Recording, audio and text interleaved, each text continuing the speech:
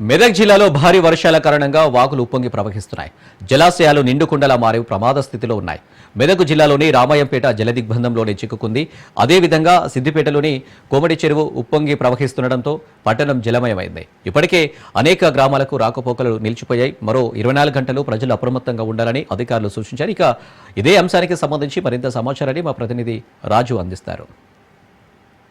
జిల్లాలో రాత్రి కురిసిన వర్షానికి సిద్దిపేట పట్టణము జల దిగ్బంధంలో చిక్కుంది. ముఖ్యంగా చూసుకోవచ్చు ఇక్కడ శ్రీనగర్ కాలనీ, తర్వాత శ్రీనివాస్ నగర్ కాలనీ, హరిప్రియ నగర్ కాలనీ మొత్తం కూడా నీటిలో చిక్కున్నాయి. రాత్రి నుంచి కూడా ఇక్కడ కరెంటు లేక నానా అవస్థలు పడుతున్నటువంటి పరిస్థితి కనిపిస్తూ ఉంది.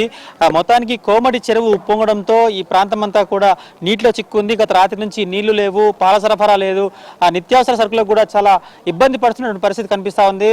ప్రజలంతా కూడా పైకి ఇళ్ళ పైకి ఎక్కి కూడా చూస్తున్నటువంటి పరిస్థితి. ఇక్కడికి ఇంతకుముందే ఎన్డీఆర్ఎఫ్, ఎస్డీఆర్ఎఫ్ సిబ్బంది కూడా వచ్చి వీళ్లకు సహాయం చేస్తున్న పరిస్థితి కనిపిస్తూ ఉంది. ముఖ్యంగా నాళాలన్నీ మూసుకుపోవడంతో అటు కోమటి చెరువు పెద్ద ఎత్తున ఉప్పొంగడంతోనే ఈ పరిస్థితి నెలకొంది. సిద్దిపేట సగం పట్టణం కూడా ప్రస్తుతానికి జల దిగ్బంధంలోనే చిక్కుకుంది. మొత్తానికి రాత్రి కూడా భారీ వర్షం కురిసింది. మరికొద్ది సేపట్లో కూడా భారీ వర్షం కూడా సిద్దిపేటకు ఉందని చెప్పి వాతావరణ శాఖ హెచ్చరిస్తున్న నేపథ్యంలో అటు ప్రభుత్వ అధికారులు, ఎన్డీఆర్ఎఫ్, ఎస్డీఆర్ఎఫ్, అదేవిధంగా రెవెన్యూ సిబ్బంది కూడా ఇక్కడ అందుబాటులో ఉంటూ పోలీసులు కూడా ఎప్పటికప్పుడు ప్రజలను అప్రమత్తం చేస్తా ఉన్నారు. మొత్తంగా చూసుకుంటే సిద్దిపేట, మెదక్ జిల్లాలో రాత్రి మెదక్ జిల్లా సర్దనలో 30 సెంటీమీటర్ల వర్షపాతము, నాగపూర్లో 27 సెంటీమీటర్ల వర్షపాతము, చేగొంటలో 22 సెంటీమీటర్ల వర్షపాతము, రామాయంపేట 20, మెదక్ 20, తర్వాత సిద్దిపేట కొండపాకలో 18 సెంటీమీటర్లు, కొడకన్లో 17 సెంటీమీటర్లు, కొమరవెల్లి 17 సెంటీమీటర్లు, తుక్కాపూర్ 16, గజ్వెల్ 16 సెంటీమీటర్లుగా కురిసింది. జిల్లా వ్యాప్తంగా కూడా అనేక చెరువులు ఉప్పొంగడంతో ఇప్పటికే అటు అల్వాల, మిరుదొడ్డి రాకపోకలు కూడా బంద్ అయిపోయాయి. తొగుట, సిద్దిపేట రాకపోకలు కూడా బంద్ అయిపోయాయి.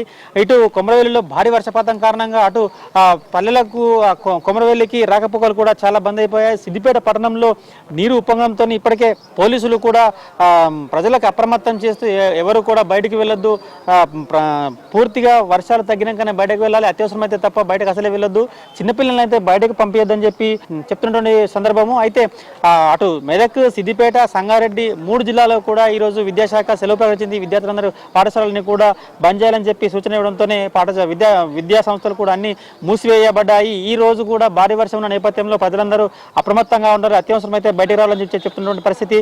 అయితే అటు మెదక్, మిరుదొడ్డి, దుబ్బాకలో కూడా భారీ వర్షం పడుతున్న నేపథ్యంలో అటు కూడవెల్లి వాగు ఉప్పొంగి ప్రవహిస్తుంది. కూడవెల్లి వాగు పరివాహ ప్రాంతం అంతా కూడా ఉధృతంగా ప్రవహిస్తున్న నేపథ్యంలో ఎవరు కూడా అటు బావుల దగ్గరకు కానీ, తర్వాత చెరువుల దగ్గర కానీ, వాగు పరిసర ప్రాంతానికి ఎవరు కూడా వెళ్ళొద్దని చెప్పి అధికారులు హెచ్చరిస్తూ ఉన్నారు.